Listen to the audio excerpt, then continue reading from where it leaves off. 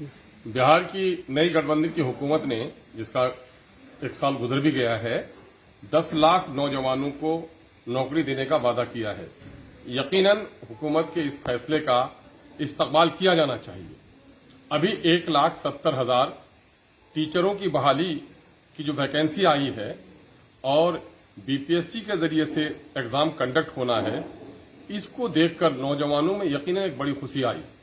जो लड़के सीटेट किए हुए हैं, बीटेट किए हुए हैं, डीएलएड किए हुए हैं, पीएचडी किए हुए हैं, ऐसे लड़कों को ये समझ में और ऐसे उम्मीदवारों को ये उम्मीद आई कि अब हमें नौकरी मिल जाएगी। लेकिन अभी कैबिनेट के फैसले ने, बिहार सरकार ने बड़ी उदारता दिखाई है और बिहार से बाहर के उम्मीदवारों को भी शिक्षक बनने का मौका फराहम किया है।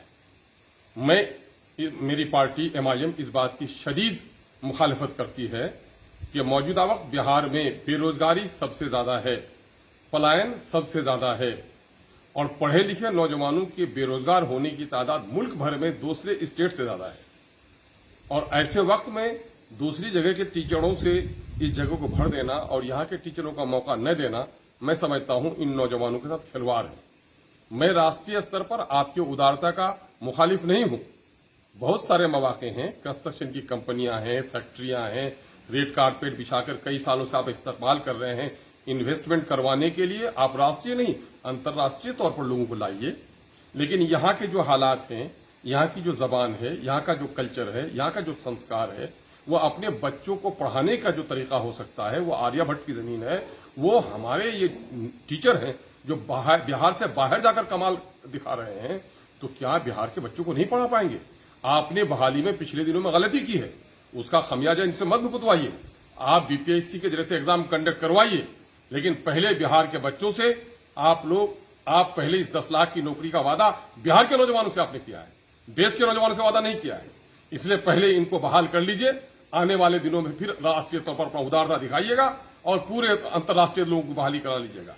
लेकिन इस वक्त अगर आपने इस फैसले को तब्दील नहीं किया, मैं वजीर आला से, वजीर तालीम से मुअद्दबाना गुजारिश करता हूं, उन बेरोजगार नौजवानों से, उन बेटे और बेटियों की जानिब से बिहार की, जो लोग अपनी सर्टिफिकेट की आज दर दर की ठोकरें खा रहे हैं और उनको नौकरी नहीं मिल पा रही है, और हमारे स्कूलों में सब्जेक्ट वाइज टीचर नहीं है, मैथ का टीचर नहीं है, इंग्लिश का टीचर नहीं है, साइंस का टीचर नहीं है, उर्दू का टीचर नहीं है।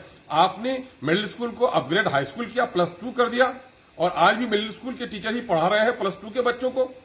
पूरे तौर पर तालीम का आपने कबाड़ा कर दिया है। और ऐसी सूरत में जब बहाली के लिए आपने एक मौका फराहम किया है, उसमें भी ऐसी पेचीदगियां पैदा कर रहे हैं।